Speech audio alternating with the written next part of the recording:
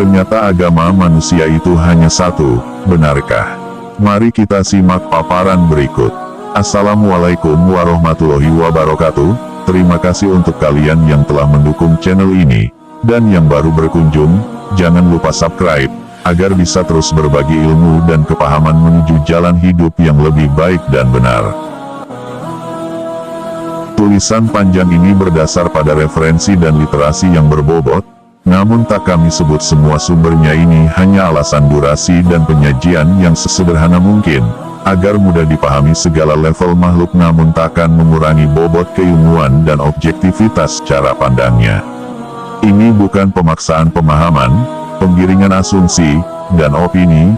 Ini sama sekali tak bermaksud mendiskreditkan nama-nama agama atau sebaliknya mengkultuskan. Ini tulisan ilmiah bebas yang didasarkan pada pemikiran para ulama dan berujung di firman Tuhan dan cerita jujur para penyeru kebenaran.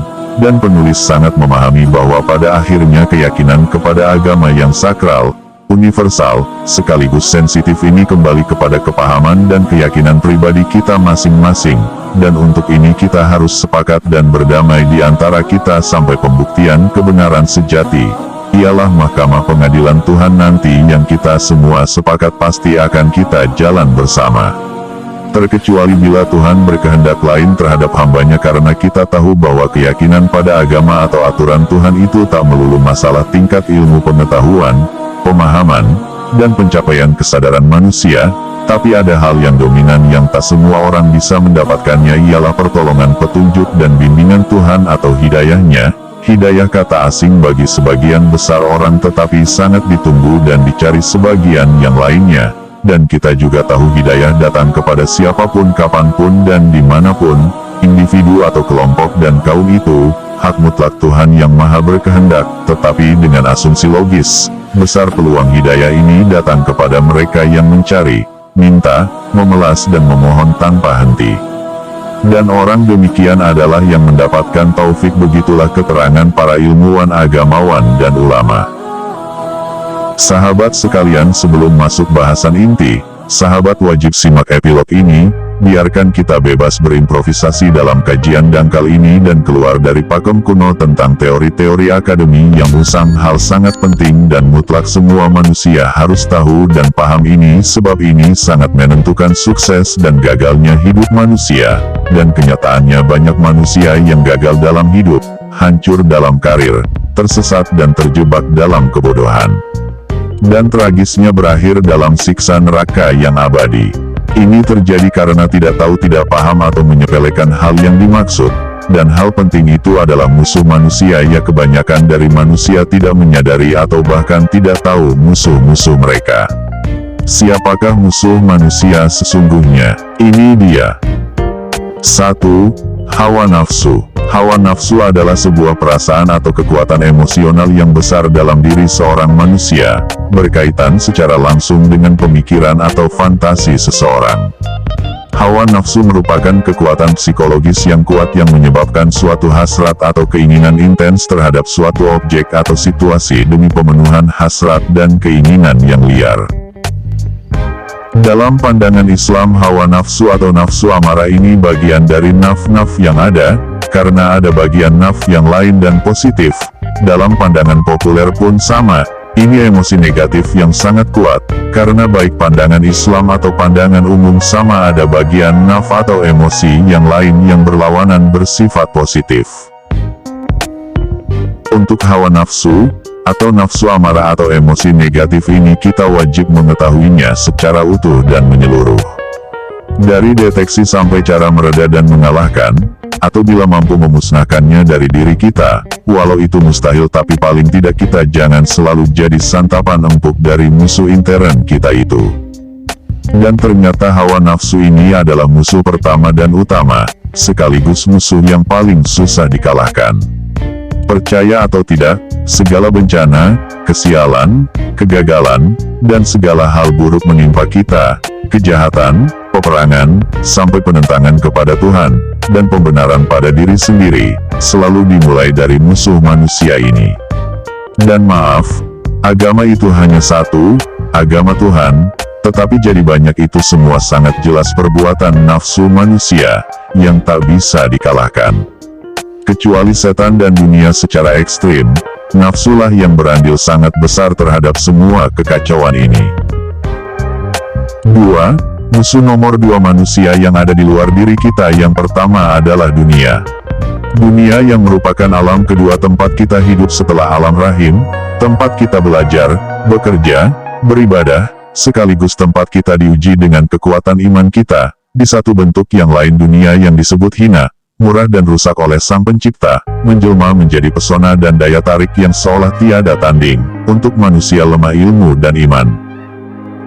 Setiap saat dunia bisa menipu dan menyilaukan mata manusia, yang hakikat adalah jebakan maut, yang setiap helaan napas kita bisa menjerumuskan dan mengubur kita ke dalam jurang kehinaan, dan penyesalan sepanjang waktu. Adalah hikayat yang tertulis dalam kitab suci, di mana dua malaikat makhluk Tuhan yang paling taat beribadah, dan paling suci dari dosa, dialah Harut dan Marut yang bersedia diuji Tuhan tentang betapa dahsyatnya godaan dunia yang fana. Dan ending hikayat itu sungguh getir, betapa dua makhluk suci dan taat itu tenggelam dalam dosa, dan tak berdaya dengan tipuan dan godaan dunia ini. Kalau malaikat saja bisa gagal total, bagaimana nasib para manusia pengisi asli dunia ini? Dan itulah jawaban mengapa Tuhan melengkapi manusia dengan akal, agar manusia membekali diri dengan ilmu dan imannya. Tempatkanlah dunia pada porsinya yang adil, begitupun diri, ruh, dan jiwa kita atau kita, sebagai satu kesatuan manusia yang utuh. Kendalikan diri kita dan jangan kita biarkan diri kita tenggelam dan terhina dengan tipu daya dunia. Kitalah yang harus mengendalikan dunia, bukan sebaliknya kita dikendalikan pesona dunia yang penuh tipuan ini. Kolaborasi hawa nafsu dan syahwat dunialah yang banyak mengantarkan manusia ke tempat paling buruk, dialah neraka. Sebaliknya siapapun bisa sukses melenggang dan menikmati akhir yang indah, bila manusia tersebut berhasil mengendalikan dan mengalahkan dua kolaborasi super dahsyat itu. 3. Musuh besar manusia nomor 3 adalah setan. Sangat penting untuk meluruskan kekeliruan dan jebakan kebodohan terbalut mitos dan cerita mistik yang menyesatkan tentang setan. Mari kita pahami setan ini dari keterangan Tuhan secara langsung, dan janganlah kamu mengikuti langkah-langkah Satan, karena sesungguhnya setan itu musuh yang nyata bagimu.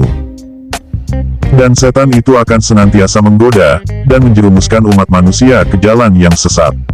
Quran Surat Al-Baqarah 168, ayat lain berbunyi, tahukah kamu apakah setan itu? Mereka adalah dari kalangan jin dan manusia yang cenderung dan selalu mengajak dan berbuat kejahatan dan kemaksiatan. Dan masih banyak ayat lain yang menjelaskan kepada kita, bahwa setan bukanlah sejenis makhluk aneh yang menakutkan, dan menyeramkan, sebagai digambarkan banyak cerita mistik yang bohong. Apabila Anda lebih percaya kepada kebohongan daripada kitab suci, maka itulah kebodohan yang sangat akut. Dan itulah yang inginkan para syaitan sendiri. Syaitan adalah kata sifat yang ditujukan kepada bangsa jin dan manusia yang cenderung selalu berbuat, memengaruhi dan mengajak kepada kemaksiatan dan kejahatan sampai penentangan kepada kebaikan. Adapun penampakan makhluk-makhluk halus, itu perbuatan jin untuk menyesatkan manusia. Jin dan manusia punya kesamaan dalam banyak hal, ada yang baik dan ada yang jahat, dan dari kedua jenis makhluk itulah sifat syaitan berada. Pada saat dan tempat tertentu, dinding pemisah antara dua alam ini bisa ditembus atas izin Tuhan. Antara bangsa jin dan manusia bisa berkolaborasi untuk berbuat kejahatan dan menyesatkan, dan Nabi tidak memperkenankan kepada umatnya yang awam untuk membuka misteri sekat kedua alam ini. Itu berarti ada pesan bahwa kemudaratan dan kejahatan lebih menguasai daripada kebaikan, dengan kata lain lebih banyak mudarat bahkan dosa, daripada kebaikannya. Siapapun kita, manusia dan jin, kapanpun bisa jadi setan, ketika dirinya dikuasai kejahatan, dan saat itulah mereka atau kita bisa menjadi musuh bagi manusia lain yang baik. Lantas siapakah yang lebih dominan jadi setan? Apakah jin atau manusia? Jawabannya sangat tegas, itu relatif, bisa bangsa jin, di saat lain bisa manusia, atau saat lain bisa berimbang dan sama-sama berkomplot. Berbuat kejahatan dan penyesatan, untuk menghindari diri dari gangguan dan godaan itu, mohonlah pertolongan dan perlindungan kepada Allah Tuhan penguasa segala makhluk. 4. Musuh manusia nomor 4, adalah penguasa dan pemimpin yang lalim dan jahat. Musuh manusia baik selanjutnya adalah penguasa, pemimpin termasuk di dalamnya orang kuat, dan orang pintar yang lalim, dan jahat. Sepanjang sejarah peradaban manusia berderet orang-orang kuat dan berpengaruh melakukan kejahatan, memerangi, memaksa, merampok, dan menyiksa manusia lain yang menentangnya, sampai ada di antara mereka yang menganggap dirinya Tuhan. Dimulai dari zaman Kabil anak tertua Nabi Adam, pemimpin kaum Samud, Raja Nablus, Firaun, dan sederet panjang nama yang bisa memenuhi seluruh tulisan ini. Mereka adalah para setan dari jenis manusia, yang memaksa, menyiksa, menjajah manusia lain yang tak memenuhi keinginannya. Mereka dengan mudah bisa membunuh dan merampas hak manusia lain sekehendak hatinya. Mereka menghalangi manusia menyembah Tuhannya, bahkan dirinya harus disembah dan diperlakukan seperti Tuhan. Inilah kejahatan paling keji yang tak pernah dilakukan makhluk lain, selain manusia. Dan Anda jangan berpikir itu sejarah masa lalu. Karena pemimpin dan manusia seperti itu akan datang silih berganti, sepanjang sejarah keberadaan dunia ini sampai zaman berakhir, tentunya dalam bentuk dan tampilan yang berbeda sesuai kondisi zamannya. Spi bisa jadi manusia macam itu jauh lebih kejam dan keji dibanding pendahulunya. Itu memungkinkan sekali karena kemajuan ilmu dan teknologi sangat mendukung untuk melakukan kejahatan dan angkara murka.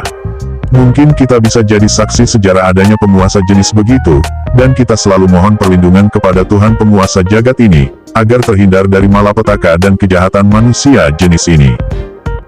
Dan ini adalah musuh yang mustahil bisa ditaklukkan oleh manusia biasa, karena jenis ini dengan kuasanya bisa melakukan apapun sekehendak hatinya, dan pasti membohongi rakyatnya, dengan mengelabuinya seolah mereka pemimpin yang menjamin kehidupan, yang aman sejahtera dan selalu menaburkan pencitraan dengan kebohongan.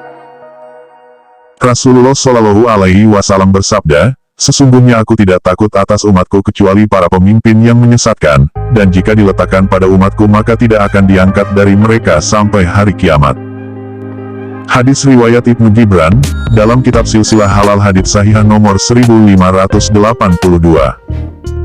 5. Musuh manusia selanjutnya adalah iblis. Iblis nama yang begitu masyhur di dunia kejahatan. Iblis adalah makhluk dari bangsa jin dan kita tahu jin berawal terbuat dari api. Iblis berarti pembangkang. Penamaan itu terjadi hanya karena iblis tak mau tunduk hormat mengakui Adam sebagai makhluk berakal dan dibekali banyak pengetahuan. Iblis merasa dirinya lebih mulia dari Adam, dan menolak menghormati Adam yang dianggap makhluk ciptaan baru dari unsur yang lebih rendah darinya. Dan Allah Tuhan Maha Pencipta, murka dan mengusir iblis keluar dari surga, dan perlu diketahui iblis yang awalnya bernama Azazil yang berarti paling bertakwa, adalah makhluk yang diciptakan jauh sebelum Adam. Iblis dari bangsa jin diberi banyak kelebihan oleh Allah Maha Pencipta. Azazil ini derajat dan kemuliaannya sejajar dengan para malaikat yang utama seperti Jibril. Bisa dibayangkan betapa jauh kelas antara manusia Adam dengan Azazil nama awal iblis ini. Menurut riwayat, Azazil pernah diperintahkan memimpin bangsa jin untuk menghuni bumi ini 2 periode yang berbeda, dan 1 periodenya mencapai ribuan tahun. Namun kedua periode itu Azazil gagal memenuhi kesuksesan, karena bangsa jin yang dipimpinnya selama 2 periode itu telah berbuat dosa, maksiat, dan kerusakan di bumi, mungkin sama dengan kita bangsa manusia. Azazil ditarik lagi ke langit surga, setelah Allah memusnahkan habis para jin penghuni bumi tersebut, dan kembali ke bumi sebagai iblis makhluk terkutuk yang diperkenankan mengikuti Adam di bumi, dan mendendam kepada Adam dan manusia keturunannya, karena merasa Adamlah yang menjadikan dirinya rendah, terhina, dan terkutuk. Iblis jauh lebih tua dari umur manusia pertama itu, dan dianugerahi makhluk paling cerdas, dan punya banyak kemampuan luar biasa, yang tidak diberikan kepada manusia. Iblis bisa melakukan apapun dengan pengetahuannya yang hampir tanpa batas untuk mengelabui dan menipu manusia menjadi durhaka dan tersesat. Iblis bisa menjelma menjadi apapun. Iblis bisa menjadikan manusia berjaya dengan bantuannya, ya. Iblis dengan bala tentaranya dari bangsa jin dan manusia, terus berusaha memporak-porandakan nilai-nilai kebaikan, aturan Tuhan dan agama Tuhan yang satu, dengan cara merayu dan mengelabui serta menyesatkan sebagian besar umat manusia turunan Adam ini. 6. Musuh ke-6 manusia yang tak kalah mengerikan adalah bernama Dajjal. Dajjal adalah makhluk manusia hasil perkawinan yang anti klimaks serendah-rendahnya akhlak manusia, dan menjadi simbol produk manusia paling buruk dalam segalanya, dan ada campur tangan iblis di dalamnya. Dari lingkungan penyembah berhala dan merajalela kemaksiatan, Dajjal membawa kesengsaraan untuk kedua orang tuanya sampai keduanya meninggal. Akibat fitnah yang ditimbulkan anaknya tersebut, Tuhan menghancurkan negeri tersesat itu. Tetapi Tuhan menyelamatkan Dajjal. Allah Ta'ala memusnahkan negeri itu karena perbuatan penduduknya menyembah berhala dan maksiat yang melampaui batas. Kemudian Allah memerintahkan Jibril menyelamatkan anak itu, dan membawanya ke sebuah pulau terpencil yang terletak di tengah-tengah lautan luas yang disebut Laut Yaman. Pulau yang didiami Dajjal ini sekarang dikenal dengan nama Pulau Sokotra, terletak di seberang semenanjung Yaman, di tengah-tengah lautan luas, dan konon di pulau itu dihuni seekor ular yang cuma satu jenis dan aneh, dan bisa bicara seperti manusia. Ular mengerikan dan juga hewan berbulu tebal. Hewan melata yang berbulu lebat inilah yang menjaganya, selama Dajjal mendiami pulau itu. Hewan ini disebut sebagai Al-Jassasah, yang bisa berbicara layaknya manusia. Pulau itu berukuran kecil bagaikan tumpukan bebatuan. Pulau itu terpisah dari gugusan pulau-pulau yang banyak jumlahnya. Dajjal sepanjang hari, sepanjang tahun, selalu tidur. Layaknya penghuni gua, Allah perintahkan makhluk penunggu pulau itu mendidik Dajjal dengan berbagai ilmu pengetahuan, dan menyuruh pula untuk menyembah hanya kepada Allah Tuhan semesta alam. Dajjal mendapatkan semua pengetahuan dan ilmunya yang melampaui kemampuan manusia biasa. Namun ketika disuruh menyembah Tuhannya, Dajjal menolak dan ada kecenderungan pengakuan bahwa dialah Tuhan karena bisa melakukan apapun sendiri di pulau itu. Begitulah fitrah Dajjal, manusia buruk yang tidak mengakui keberadaan dia sebagai manusia yang sesungguhnya. Itu karena terlalu kuat genetika dan darah daging yang dilakukan iblis sewaktu masih di janin ibunya, dan menurut beberapa keterangan, menjelang dewasa, Dajjal ini berkelana menjelajah seluruh permukaan bumi untuk menyesatkan manusia, karena dia diberi kemampuan lebih dari manusia biasa. Menurut beberapa riwayat, ketika dewasa Dajjal berkelana menjelajah seluruh permukaan bumi, untuk menyesatkan manusia dia diberi kemampuan lebih dari manusia biasa. Dajjal menimbulkan fitnah yang luar biasa, kebobrokan akhlak dan mengiming-imingi manusia dengan segala kesenangan, dan diceritakan pula bahwa suatu saat Dajjal terang-terangan datang dan mengaku sebagai Tuhan. Di saat dunia mengalami kekacauan dan fitnah yang merajalela, secara khusus Nabi berpesan tentang bahaya fitnah Dajjal ini, dan menyuruh manusia mohon perlindungan Tuhan agar terhindar dari bencana besar, dan saat itu disebut sebagai tanda awal terjadinya kiamat, dan fase itu dunia mengalami kekacauan yang luar biasa dan kejahatan merajalela. Dajjal yang lahir setelah era kenabian Musa dan dalam pengelanaannya telah banyak melakukan penyesatan dan menciptakan manusia-manusia durjana di semua kalangan. Karena dia bisa melakukannya, Dajjal pun bekerja sama dengan iblis laknatullah, telah banyak menciptakan manusia siluman setengah setan, dan ada di segala lapisan manusia, terutama para pencinta dunia. Dajjal menyebarkan simbol-simbolnya untuk menjaring sebanyak mungkin pengikutnya. Hal ini sudah diberitakan oleh para nabi setelah era Musa. Dajjal berhasil membuat teori konspirasi yang memanfaatkan kebodohan dan ketamakan manusia. Banyak di antara mereka adalah orang Yahudi karena keterikatan keturunan serta kecenderungan pembangkangannya.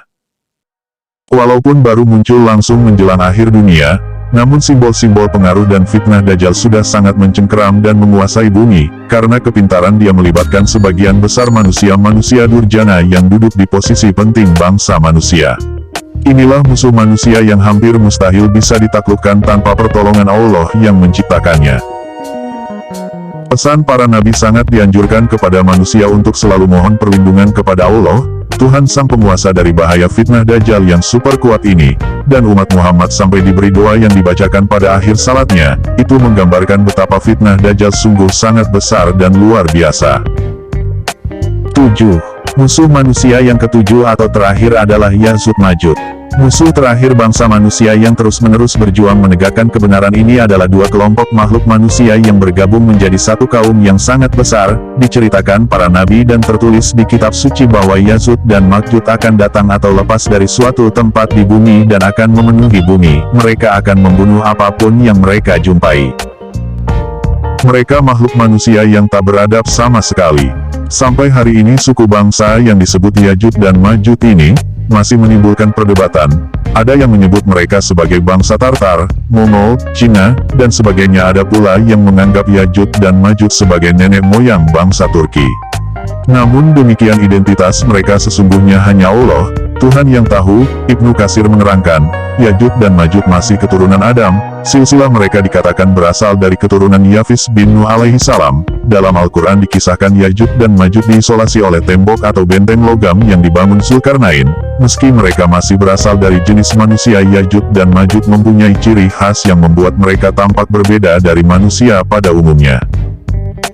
Dalam satu hadis Nabi Shallallahu Alaihi Wasallam disebutkan, Ya'Zud dan Ma'Jud memiliki muka yang lebar, mata yang kecil sipit, dan warna putih di rambut atas mereka. Bentuk wajah mereka dikatakan mirip perisai. Hadis riwayat Imam Ahmad, mereka juga nyaris tidak memiliki kemampuan untuk memahami bahasa atau perkataan yang dituturkan manusia. Ketika pada masanya Ya'Zud dan Ma'Jud akan berhasil menghancurkan dinding besi pembatas yang telah dibangun oleh Zulkarnain. Mereka akan turun dari pegunungan dengan cepat dan tergesa-gesa, karena sudah tidak sabar untuk membuat kerusakan di muka bumi. Syekh Ibnu Baz rahimahullah dalam kitab kumpulan fatwanya menuliskan, Ya'Jud dan Ma'Jud akan muncul di akhir zaman, yaitu setelah keluarnya Dajjal dan turunnya Nabi Isa bin Maryam. Jumlah Ya'Jud dan Ma'Jud juga terbilang sangat besar, sehingga ketika mereka turun dari tempat persembunyiannya seakan-akan terlihat seperti air bah yang mengalir. Dalam hadis lain yang diriwayatkan oleh Imam Bukhari disyaratkan bahwa populasi manusia biasa dibandingkan Ya'Jud dan Ma'Jud adalah 1:999. Untuk menghancurkan Ya'Jud dan Ma'Jud, Allah Subhanahu wa Ta'ala mengirim sejenis ulat untuk menyerang leher mereka, sehingga menyebabkan mereka binasa. Mayat-mayat mereka lantas bergelimpangan dan bau busuk menyengat. Untuk membersihkan itu semua, Allah Subhanahu wa Ta'ala lalu mengirim burung-burung untuk mengangkut mayat-mayat tersebut, serta mengirim hujan untuk membersihkan. Itulah 7 musuh manusia yang harus diketahui dan dipahami lebih dahulu, karena menjadi bagian penting untuk lebih memahami secara utuh terhadap pembahasan pokok tulisan ini. Karena tak sedikit orang gagal paham tentang hal agama karena mengabaikan hal tadi.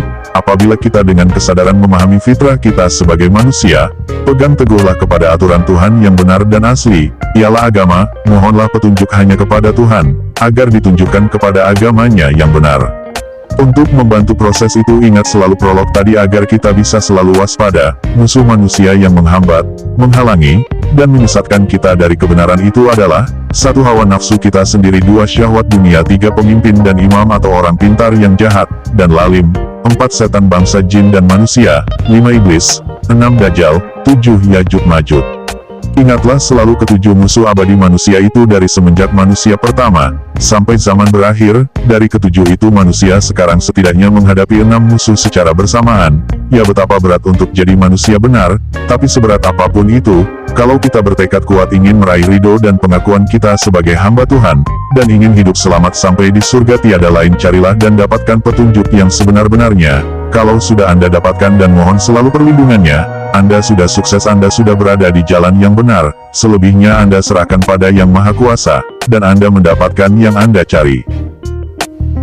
Kita saksikan sepanjang sejarah peradaban manusia, seringkali terjadi pertentangan, karena bukan saja masalah baik dan benar di tataran nilai hidup, tapi sudah penentangan pada nilai pelanggaran aturan hidup, dan lebih dari itu, ini terjadi karena kita sudah kalah dengan diri kita sendiri. Tak bisa menahan diri dan memaksakan keinginan sendiri atau sekelompok atau nilai kebenaran dan kebaikan yang sudah kita pahami dan kita mengujinya dengan risiko dan harga sangat mahal. Ada juga yang kurang paham dan memakai yakinkan tentang kebenaran atau orang yang bodoh, tapi sebagian besar kita mengujinya dengan risiko dan harga sangat mahal. Ada juga yang kurang paham dan memakai yakinkan tentang kebenaran atau orang yang bodoh, tapi sebagian besar justru yang dengan sadar dan cukup pemahaman tentang nilai kebenaran, tapi mereka lemah dan tak kuasa dengan dorongan diri sendiri. Mereka adalah pengumbar nafsu dan syahwat, yaitu mereka yang tidak arif dan bijak, atau mereka yang menafsirkan kebaikan dan kebenaran dengan pembenaran sendiri. Nafsu adalah energi besar di hati, yang mendorong dan mengendalikan perilaku manusia. Sayangnya energi ini tidak semua positif, tapi ada bagian yang negatif, dan menjerumuskan pribadinya ke tempat yang merugikannya. Ini sudah dipesankan di pelajaran tentang nilai kebaikan dan kebenaran, dan ini semua adalah mata kuliah yang dasar dan utama untuk semua manusia. Pelajaran yang benar tentang hal ini hanya ada di petunjuk dan aturan Sang Pencipta, yang disebut agama. Agama yang satu untuk seluruh manusia ialah agama Tuhan atau agama samawi, agama dari langit. Itulah aturan dan petunjuk Tuhan Sang Maha Pencipta untuk seluruh manusia. Kita tekankan di sini agama dari Tuhan Sang Pencipta adalah satu, ialah agama atau aturan Tuhan dengan pokok-pokok ajaran sebagai berikut. 1. Tuhan Yang Maha Pencipta adalah satu, disebut Khalik, Sang Pencipta. Dan yang lainnya adalah makhluk, atau yang diciptakan. 2. Tuhan yang menciptakan, yang menghidupkan, yang memelihara, yang mematikan, yang kuasanya tiada batas, oleh karenanya Tuhan berhak disembah, dan seluruh makhluk ciptaannya wajib menyembahnya. 3. Penciptaan Tuhan meliputi segalanya, seluruh jagat berdasarkan hendaknya, tanpa batas tempat waktu dan dimensi, sedangkan makhluk ciptaannya semuanya dibatasi menurut kehendaknya pula. Berdasarkan kehendak, dan ketetapannya yang disebut takdir, dan berlaku untuk semua makhluknya tanpa kecuali. 4. Semua hal pengetahuan tentang Tuhan disampaikan kepada seluruh makhluk. Berdasarkan kehendaknya. 5. Malaikat, manusia dan jin merupakan makhluk hidup yang utama, dengan segala kelebihan dan keterbatasannya, diberi tugas dengan hak dan kewajiban, di tempat waktu dan dimensi masing-masing sampai batas waktu yang dikehendaki Tuhan. Setelah kita tahu sedikit pemahaman tentang pokok ajaran agama, dan aturan Tuhan secara umum yang berlaku untuk seluruh jagat ciptaannya, marilah kita batasi dan khususkan pemahaman tentang agama ini hanya untuk kita semua kalangan manusia, rangkuman dari berbagai sumber dan referensi. Kita mulai dari penciptaan Adam manusia pertama, yang awal penciptaannya berasal dari tanah di berbagai belahan bumi, kemudian Tuhan meniupkan roh suci kehidupan kepadanya. Maka jadilah Adam bapa seluruh manusia sekarang. Adapun Hawa atau ada yang menyebutnya dengan nama Eva yang jadi istrinya, penciptaan raganya diambil dari satu tulang rusuk Adam, sebelum ditiupkan ruh suci kepadanya. Awalnya mereka mendiami surga, suatu tempat yang tiada tandingan, dipenuhi kecukupan, keindahan, dan tiada kesulitan atau kesusahan, sangat beda segalanya dengan planet bumi kita ini. Menurut para ilmuwan, ulama, dan ahli tafsir, Adam menghuni surga selama 40 tahun hitungan tahun surga. Diturunkannya Adam dan Hawa ke bumi di dua tempat yang berjauhan, dan saling mencari sampai keduanya dipertemukan di suatu tempat yang disebut Bukit Jabal Rahmah, terletak di negara Arab Saudi sekarang.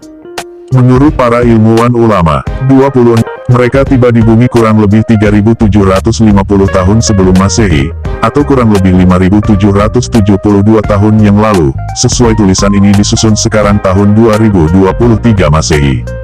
Dan itu pula hitungan manusia modern menghuni planet bumi ini. Dan keterangan ini menggugurkan teori evolusi Darwin, atau terpisah dari teori dan penelitian para ahli tentang manusia purba mulai dari era Meganthropus 2 sampai 3 juta tahun yang lalu, sampai yang terbaru Homo sapiens sekitar 70.000 tahun yang lalu. Keterangan ini jauh lebih ilmiah, dan berdasarkan data yang terjaga dan dijamin Tuhan, disampaikan secara estafet, dari era kenabian, sampai hari ini.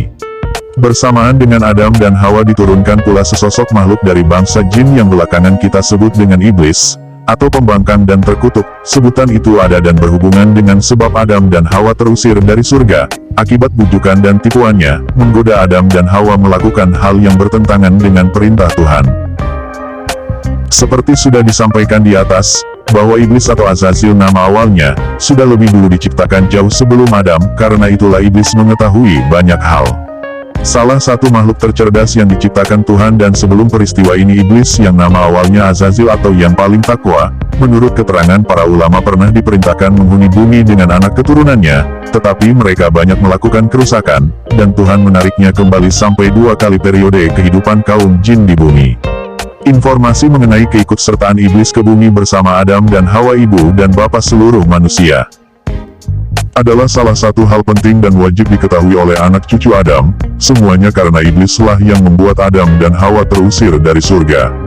Dan iblis pula lah yang diberi izin Tuhan menguji keimanan dan keteguhan memegang nilai kebenaran dan kebaikan seluruh manusia. Iblis dengan semua keturunan dan jadi bala tentara kemungkaran bisa melakukan apapun untuk merusak dan mengacaukan pengetahuan pemahaman nilai dan aturan hidup yang benar dari Tuhan yang disebut agama Tuhan yang satu untuk manusia menjadi makin jauh dan memberi peluang dan pilihan yang menyesatkan kepada manusia. Iblis cerdas dan tahu banyak hal tentang kelemahan manusia, di antaranya manusia makhluk berongga yang rentan, dan iblis tahu persis ada bagian dari manusia yang disebut nafsu yang jadi pintu masuk menipu dan mengelabui manusia, dan apabila manusia lengah maka dunia dan segala keindahan kenikmatan yang semuanya sementara dijadikan manusia sebagai orientasi hidup dan makin menjauh dari tujuan dan hakikat hidupnya, dan tatanan nilai serta aturan Tuhan atau agama pun tidak lagi diindahkan. Dan dengan nafsunya, manusia seolah bisa memodifikasi segalanya sesuai kehendak hatinya, termasuk agama yang notabene doktrin Tuhannya, bisa diubah dan diperbanyak dengan sekehendak hati. Tentunya tidak lepas dari upaya iblis dan bala tentaranya mengeksploitasi kelemahan manusia. Tentang agama yang kita bahas ini bukan saja iblis mendorong manusia untuk menciptakan agama-agama baru, dan beribu sekte aliran-alirannya yang jauh dari agama Tuhan yang benar. Bahkan iblis pun berhasil memecah agama Tuhan, aturan kebaikan dan kebenaran menjadi beberapa nama dan sekte aliran yang makin menjauh dari ajaran yang sebenarnya. Tentu ini harus melibatkan manusia-manusia yang berpengaruh, dan mempunyai banyak pengikut, yang sukarela karena kebodohan, atau digiring dan dipaksa dan diintimidasi dengan berbagai ancaman, atau rayuan dan bujuk rayu kebohongan yang pasti menyesatkan. Juga dengan pembenarannya dia ciptakan mitos dan cerita bohong. Itu terus-menerus berlangsung sampai batas hari yang ditentukan oleh Yang Maha Pencipta Alam, Tuhan Yang Maha Esa. Ini tak lepas dari kelemahan dan kerentanan kekuatan pribadi manusia. Sampai sini mungkin kita sudah mendapatkan gambaran tentang hal yang kita bahas. Dan kita sudah bisa membuat kerangka jawaban. Dari pernyataan judul agama kita adalah 1. Andaikan manusia cerdas dan patuh seperti malaikat, mungkin kita tidak perlu penamaan atau definisi untuk segala hal yang datang dari Tuhan, karena semuanya sudah sempurna. Tapi manusia sendiri yang membuat perubahan dan pembatasan, karena kecenderungan dunia yang ingin selalu mudah menurut pembenaran mereka. Untuk memudahkan, kita memakai kalimat definisi agama. Agama adalah sebuah sistem tata nilai yang menjelaskan eksistensi Tuhan dan tata cara penyembahannya, serta petunjuk hidup yang membedakan hal benar dan salah kepada manusia di dunia, sekaligus penuntun kehidupan secara keseluruhan. Agama atau petunjuk Tuhan ini disampaikan kepada seluruh manusia melalui manusia-manusia pilihan yang disebut Nabi dan Rasul-Nya, sedangkan pesan Tuhan itu disebut Wahyu. Sedikit perbedaan antara Nabi dan Rasul, adalah bahwa keduanya mendapatkan beban tugas yang berbeda berdasarkan lingkup dan cakupan manusia, tantangan serta kurun waktu yang dikehendaki Tuhan. Tetapi tugas utamanya tidak berbeda atau berubah substansi yang telah disampaikan di atas tadi. Namun semua paham, bahwa seiring berjalannya waktu, maka manusia tambah banyak dan permasalahan pun tambah kompleks, area dan cakupan wilayah pun tambah luas, dan eksploitasi sumber daya alam pun terus meningkat secara kuantitas dan kualitasnya. Ini sesuai kehendak Tuhan dan menjadi fitrah makhluk, baik bumi sebagai ruang dan waktu serta makhluk hidup lain yang mendiami dan mengikuti hukum itu tak terkecuali. Tuhan mengutus Nabi dan Rasul-Nya di saat yang selalu beda lingkup dan tantangan. Maka kecuali selalu mengingatkan tentang substansi pesan yang utama, yaitu tentang eksistensi dan kuasa Tuhan, mereka pun selalu membawa pesan tentang aturan-aturan baru yang menyempurnakan aturan yang disampaikan Nabi dan Rasul pendahulunya, sesuai dengan perkembangan yang terjadi di dunia peradaban manusia pada masanya. Begitulah yang terjadi, sampai suatu masa, Tuhan menetapkan bahwa Muhammad SAW adalah Nabi dan Rasul penyeru kebenaran yang terakhir. Itu berarti pula, setelah Nabi Muhammad takkan ada lagi Nabi dan Rasul yang diutus, dan menurut keterangan para ulama, bahwa hal itu menjelaskan, bahwa seluruh pesan Tuhan sudah disempurnakan, dan menandai pula masa penghunian bumi oleh manusia, berada di akhir eranya, dan sejatinya segenap manusia mengikuti dan tunduk patuh terhadap pesan Tuhan yang disampaikan kepada Nabi terakhirnya, seperti seharusnya manusia harus mengikuti pesan Tuhan kepada Nabi dan Rasul sebelumnya.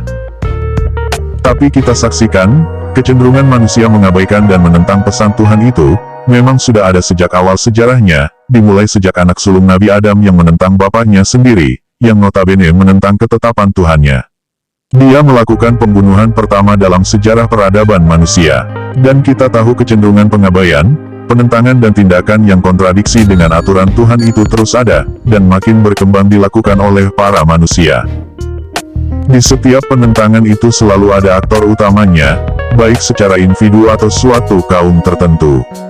Dari paparan panjang itu adalah peringatan Tuhan selalu disampaikan melalui utusannya, dan selang sekian waktu ada penerusnya. Pesan Tuhan selalu disempurnakan sesuai tuntutan waktu dan zaman yang melingkupi kehidupan saat itu, tetapi inti utamanya tak berubah, bahwa Tuhan satu adalah Maha Pencipta dan seluruh makhluk hidup diberi kesempatan sampai batas waktu yang ditentukan dan diberikan pilihan untuk hidup dengan konsekuensinya masing-masing, dan pesan Tuhan terakhir dengan penyempurnaan ajaran dan aturan yang telah ada adalah diturunkan kepada Nabi Muhammad SAW dari bangsa manusia ini pada abad 6 Masehi, kurang lebih antara tahun 605 sampai 630 Masehi.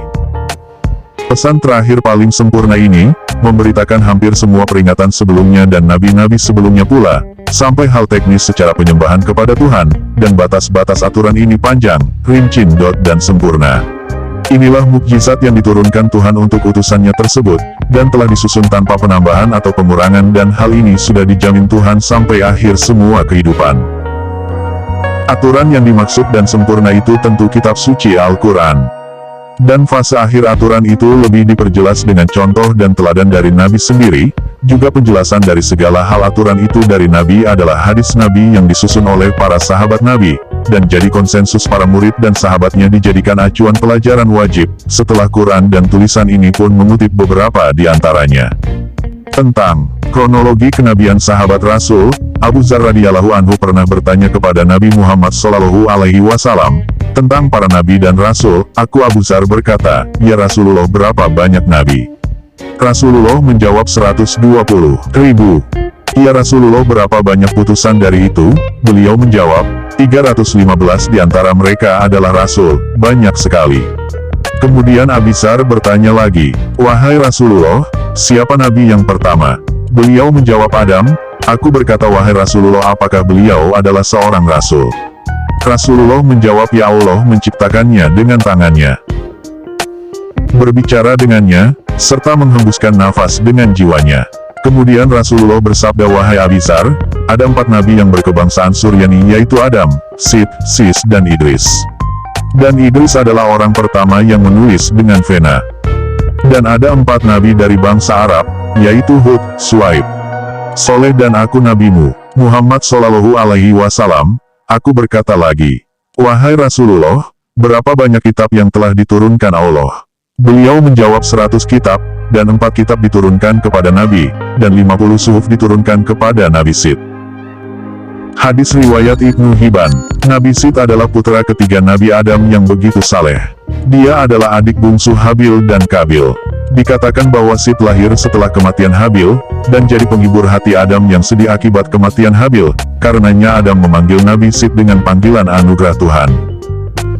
Ketika Kabil melarikan diri karena membunuh Habil, Allah turunkan Nabi Sid sebagai utusan penerus bapaknya, Nabi Adam, yang kemudian memberikan bimbingan kepada anak cucu Adam, dan Allah Subhanahu wa Ta'ala Tuhan Nabi Adam telah menurunkan kepadanya 50 suhuf.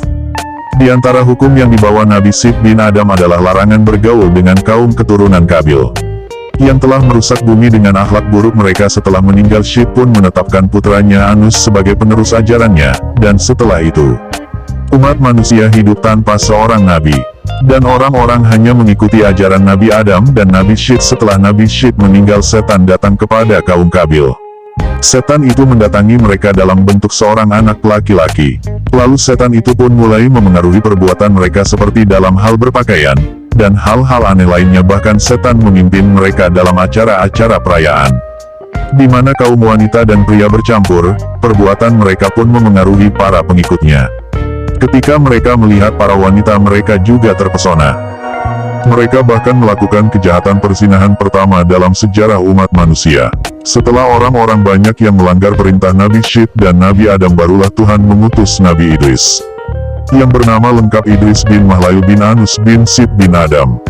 Nabi Idris diperintah Allah, Tuhan, seluruh manusia untuk berperang melawan saudara sesama manusia, yaitu kaum keturunan Kabil yang membuat penentangan dan membuat kerusakan di muka bumi. Dan ini adalah perang pertama yang dilakukan sesama manusia dalam sejarah di muka bumi. Dan kaum pembangkang itu berhasil ditumpas. Dari paparan di atas ada beberapa poin catatan kesimpulan, agar mudah diingat. 1. Ketahui, kenali, pahami musuh-musuh manusia, sebab dari situ dimulai segala kekacauan, dan kita bisa melihat dan memilih jalan yang terang dan lurus, dan jadikan prinsip hidup dan mati kita, serta mohonlah petunjuk dan perlindungannya, agar kita tetap berada di jalannya. 3. Dari mulai Nabi Adam, ternyata ada 120.000 nabi dan 315 rasul, tapi belum ada keterangan utusan sebanyak itu untuk bangsa manusia saja, atau meliputi bangsa jin. Begitupun dengan aturan-aturan dan petunjuk Tuhan, ternyata ada 104 kitab dan 50 suhuf untuk Nabi Syed, serta 10 perintah kepada Musa atau Moses. Dan mari kita lanjut, bahwa dari sekian banyak nabi dan rasul yang membawa risalah sambung menyambung. Bahwa dari sekian banyak nabi dan rasul yang membawa risalah sambung menyambung, melewati fase-fase dan dinamika peradaban adalah proses penyempurnaan, dan untuk antisipasi kemajuan peradaban di tataran aturan vertikal sesama manusia ini, sedangkan aturan horizontalnya yang merupakan inti ajaran dari agama itu tetap masalah tauhid atau tentang eksistensi Tuhan yang Maha Esa. Agama berasal dari bahasa Sanskerta, yang berarti cara hidup, dan kata lain untuk menyatakan konsep ini adalah religi, yang berasal dari bahasa Latin religius, dan berakar pada kata kerja religi area yang berarti mengikat kembali. Maksudnya dengan religi, seseorang mengikat dirinya kepada Tuhan, sedangkan kata Tuhan dalam bahasa Melayu berasal dari kata Tuan.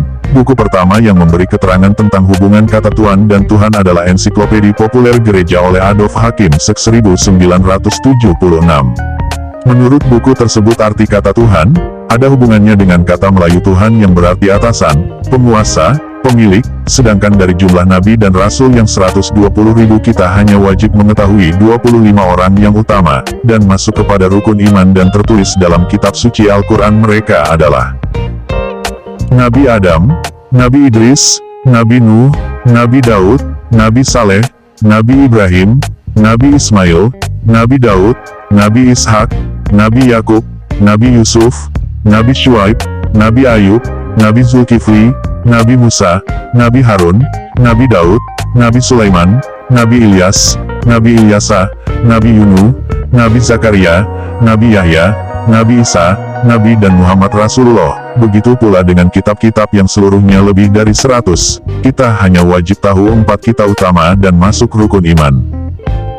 1 Kitab Taurat kepada Nabi Musa Moses, 2 Zabur kepada Nabi Daud, 3 Injil kepada Nabi Isa Yesus, 4 Al-Quran kepada Nabi Muhammad. Yang paling akhir Al-Quran mengingatkan kita tentang nabi-nabi Allah sebelum Nabi Muhammad Shallallahu Alaihi Wasallam.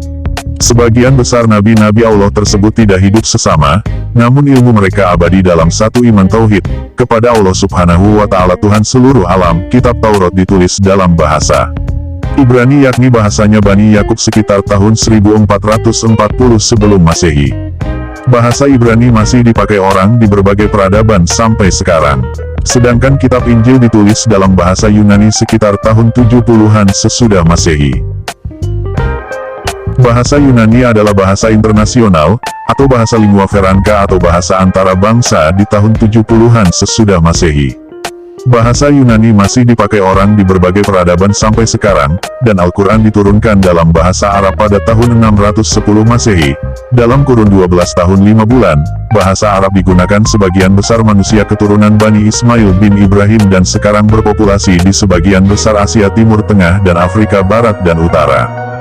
Di dalam satu keterangan hadis, percakapan Rasulullah Shallallahu Alaihi Wasallam dengan para sahabat, dikatakan beliau, bahwa ada 4 orang nabi dari bangsa Suryani ialah Adam, Sith, Idris dan Nuh, dan kita tahu bahwa nabi-nabi yang disebut di atas adalah generasi pertama dari bangsa manusia.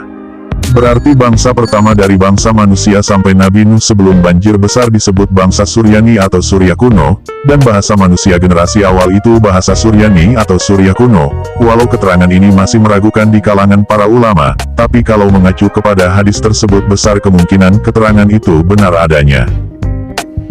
Berarti segala aturan Tuhan yang disampaikan dan penambahan istilah atau agamanya adalah bahasa Suryani. Baru setelah selesai banjir besar di zaman Nabi Nuh, anak-anak keturunan Nabi Nuh dan kaum yang mengikutinya tersebar di berbagai belahan bumi, dan tercipta berbagai bangsa-bangsa, dan dari beberapa literatur sejarah selanjutnya ada yang tercatat, atau bukti-bukti ilmiah menandakan adanya jejak-jejak kenabian. Tapi ada juga yang sampai hari ini masih ditelusuri para ahli sejarah, mencari kebenaran dan hasilnya adalah orang-orang yang beriman dengan ilmu dan kesadarannya tidak sulit bagi mereka untuk menentukan sikap dan kecil kemungkinan keliru dalam menentukan pilihan kebenarannya. Bagi kita yang beriman tak perlu terlalu banyak referensi yang mungkin malah menyesatkan. Dengan ilmu dan ketajaman hati, intuisi dan bimbingan Tuhan, kita takkan pernah tersesat. Dengan kesadaran kita membekali diri dengan ilmu agama, dan kepahaman secara lengkap, benar, dan menyeluruh, agar wawasan kita luas, dan cara pandang kita objektif, tidak mengedepankan pembenaran nafsu pribadi, dan yang penting orang beriman selalu mohon bimbingan kepada Yang Maha Kuasa. Dari seluruh paparan ini yang merupakan poin-poin kesimpulan dan susunan hierarki keharusan perilaku manusia beriman, dan pencari kebenaran, dengan kata lain bahwa kesimpulan berikut adalah pokok pikiran yang mengikat yang harus jadi acuan pilihan kita secara mutlak. 1. Agama adalah aturan Tuhan yang berisi pengetahuan lengkap tentang kehidupan, dimulai dari yang menciptakan sampai fase akhir kehidupan, oleh karenanya agama menjadi pedoman dan tuntunan hidup. Dua agama yang benar adalah dari Tuhan Maha Pencipta, dan disampaikan melalui Nabi dan Rasul-Nya. 3. Penyampaian aturan Tuhan atau agama itu disesuaikan dengan kondisi dan keadaan saat itu. 4. Agama Tuhan selalu mengalami penyempurnaan, disesuaikan dengan tingkat kemampuan pikir manusia setiap kurun zaman. 5. Setiap pesan Tuhan yang diturunkan utamanya selalu mengingatkan tentang eksistensi Tuhan atau Tauhid, sedang pelajaran lainnya adalah penyempurnaan tata cara ibadah dan aturan tentang hubungan sesama manusia. 6. Islam adalah agama Tuhan yang diturunkan kepada Nabi Muhammad SAW, adalah agama yang terakhir seperti telah diberitakan oleh Nabi sebelumnya. Begitu pula Muhammad adalah Nabi dan Rasul terakhir. Itu artinya Islam menyempurnakan agama dan aturan Tuhan yang dibawa Nabi-Nabi sebelumnya. Penolakan terhadap Islam berarti penolakan terhadap Tuhan dan agama-agama dan Nabi-Nabi sebelumnya. Hal ini pun berlaku terhadap agama dan Nabi-Nabi sebelumnya pula, dan itu berarti pengingkaran terhadap Tuhan. Orang-orang beriman atau manusia pencari kebenaran, takkan sulit dan berlarut dalam kebimbangan, dengan cerdas dan penuh kesadaran dan keyakinan akan tunduk dan patuh terhadapnya. Maka berbondong-bondong orang-orang itu untuk memeluk Islam dengan sukacita, dan fenomena itu sangat terlihat dari awal sejarah datangnya penyeru agama ini sampai hari ini. Bagi manusia pencari kebenaran dan yang mendapat hidayah panggilan Tuhan, Islam seperti wadi di tengah gurun luas. Mereka seperti menemukan hal paling berharga tak ternilai yang dicari, dan seperti itulah nyatanya, pandangan dari sudut manapun bagi orang yang sudah merdeka dengan dirinya, Islam adalah sistem yang indah tanpa celah. Islam tidak identik dengan satu kaum manapun, Arab, Yahudi, Suryani atau manapun, karena Islam datang untuk segenap manusia. Islam adalah rahmatan lil alamin, rahmat atau anugerah bagi seluruh alam, bahkan meliputi juga alam jin. Itu sesuai dengan firman Tuhan dalam kitab suci Al-Quran. Pernyataan ini sendiri banyak terkandung di dalam Al-Quran surat Al-Anbiya ayat 107, yang artinya, tidaklah kami mengutus kamu Muhammad, melainkan untuk menjadi rahmat bagi semesta alam. Di ayat lain, pada hari ini telah aku sempurnakan agamamu, dan kucukupkan nikmatku untukmu. Surat Al-Maidah ayat 3, dan masih banyak ayat lain yang menunjukkan tentang hal tersebut. Namun demikian seperti telah dibahas dalam prolog bahasan, bahwa kita dihadapkan pada musuh-musuh kita yang ada 7 macam musuh, dan 6 macam musuh secara bersamaan terus-menerus menyerang kita dari semua arah. Sama halnya dengan agama-agama Tuhan yang datang sebelum ini, para musuh manusia baik dan beriman selalu menghalangi, mengganggu, dan menyesatkan kita dari jalan yang benar. Itulah hakikat hidup kita berjuang untuk selalu menegakkan kebenaran. Dan kita maklum dengan itu, kita juga yakin dengan janji Tuhan dan tak ada sedikit pun dari usaha kita yang sia-sia dalam perjuangan ini, karena Tuhan telah menjamin keselamatan dan akhir yang indah di keabadian kelak. Untuk itu perlu totalitas dan konsistensi. Bila tidak maka kita khawatir menjadi orang munafik dan iman kita rapuh dan mudah digoyang. Mulailah dengan istilah penamaan menjadi lebih menjiwai nama Tuhan adalah Allah Subhanahu wa Ta'ala seperti tertulis dalam kitab-kitabnya. Agama adalah ad-din. Agama Islam berarti dinul Islam dan penyebutan Tuhan sempurnakan dengan nama-nama suci seperti tercantum dalam kitabnya. Dan yang paling utama adalah Allah Subhanahu wa Ta'ala. Demikianlah tulisan ini disampaikan, disusun dan ditulis oleh konten kreator sendiri, dari berbagai sumber, walau jauh dari sempurna. Semoga bermanfaat, dan jangan ada perdebatan. Bila ada kesalahan mohon dimaafkan, dan luruskan. Sampai jumpa di episode selanjutnya. Terima kasih. Wassalamualaikum warahmatullahi wabarakatuh.